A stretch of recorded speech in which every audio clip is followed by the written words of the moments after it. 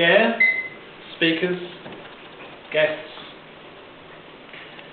Writing a speech is no easy business, and when the subject of that speech is oneself, and the purpose of the speech is to introduce yourself to a group, you realise that despite the fact you've been introducing yourself to people your whole life, you've never really told them very much about who you really are as part of that introduction. When you introduce yourself, you give people some basic facts: your name, maybe what you do for a living, or why you are wherever you happen to be. I'd like to give you a little bit more than that. When we think about who we really are, we usually have either an idealised and sanitised, or else a debased and flawed view of ourselves in our minds. So instead of giving you a description of who I am, I would like to give you a little something of my story. I've always loved a good story. After all, I can introduce myself in less than a minute, and I can't really give you my life story in 6 or 7, but I can give you a little bit of something about what brought me here today. Let me start though with some facts. My name is fairly common, at least in this room. It's John. I was born in Harold Wood in London in 1978 and raised in Essex. I don't know why I'm having to look down for this bit. It's my life story. I should know it. I have 2 older sisters, the youngest of whom is 10 years and 1 day my senior. And the 1 day I'm told is because she didn't want to share a birthday with me. Never mind. I have a degree in history, which is the perfect qualification for my job as an IT project manager. I'm concerned about climate change, but can afford to do little about it personally. I'm a father, a son, a brother and a husband. I'm an atheist. I've saved a life. I've nearly died of pneumonia. I've failed in several things, succeeded in a few, and I try to remember that it doesn't actually matter either way. Well, there we go. I've listed some facts for you. I feel it only right that I give you the story behind some of those facts. Let me tell you about one of the things that I'd like to tell you about, which is that I like dogs. Let me tell you why. Now, I don't expect you to believe everything that I'm about to tell you, but it is true as far as I recall it. I grew up in a house in the woods. There were no immediate neighbours, at least no living ones. There was, however, a chapel next door, Chantry Chapel, as it was known, and it had a graveyard. No one had been interred there since the 1960s, but one remarkable feature of the graveyard is that alongside the named graves there are lots of unnamed, unmarked iron crosses, about 2 feet tall. No insignia, no names. The stories about who was buried under those range from nuns to prisoners of the Napoleonic Wars.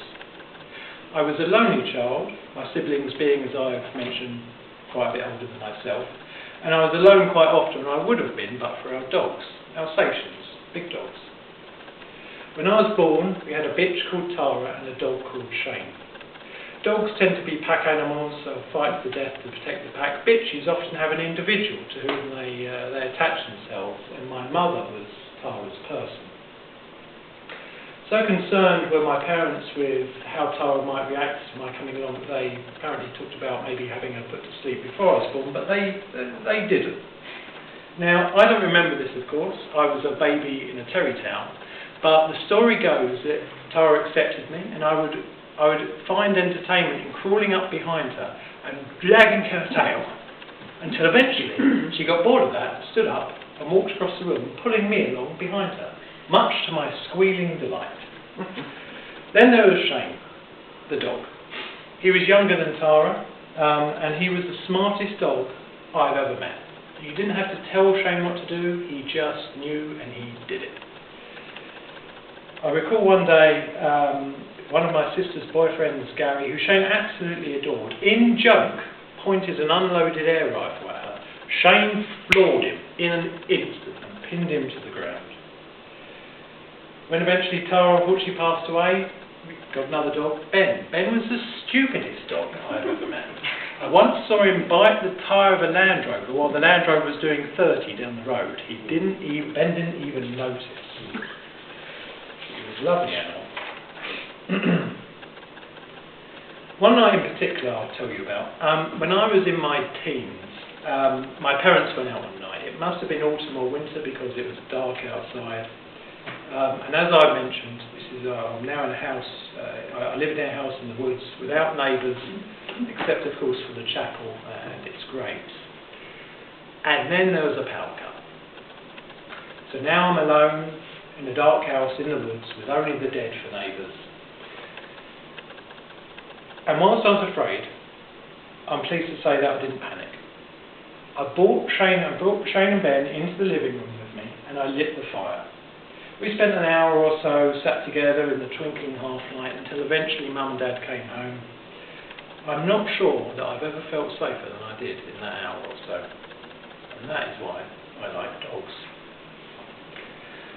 I also told you I'm a father, a son, a brother, a husband, and I have a degree in history. Some of you have met my wife, Anne. She and I first met at university when I was studying, in the loosest possible sense of the word, for the degree that my generation have found necessary to gain employment. She had a long-term boyfriend through university. I had several short-term girlfriends, but there has always been an attraction between us. Anne is from a very small village in northern Northumberland called Wooler. One day in the early 2000s, I was on a train in Essex returning from the weekend with friends, and I got chatting, as you sometimes did before the ubiquitous mobile phone, to the person opposite me. She was a very nice lady in her 60s or 70s, and bearing in mind we're in Essex at the time, guess where she's from? She's from Wooler.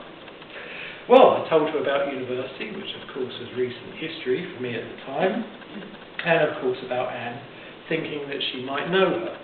She didn't, but she did say to me that she felt I had a soft spot for this girl. In 2006, I ran the London Marathon, and I emailed everybody I'd ever met a begging letter asking for sponsorship, and Anne replied, and she said no. She was in Australia, and she was broke. But it was a reply, so I replied to her reply, she replied to my reply, then Facebook came along, and the rest, as they say, is history. Anne is also the reason I'm actually here now. As some of you know, she came to develop her public speaking, but it was much more my sort of thing than hers. She was right. I would therefore like to say thank you to you all for listening and for welcoming me to the club. There is so much more that I would tell you, given the time. I will be going to the pub to treat myself to a pint, having stood up here and spoken about this for a while, so if you want to join me, maybe you'll hear a bit more there. But that is all I wanted to tell you. I wish I could end on my title. Thank you.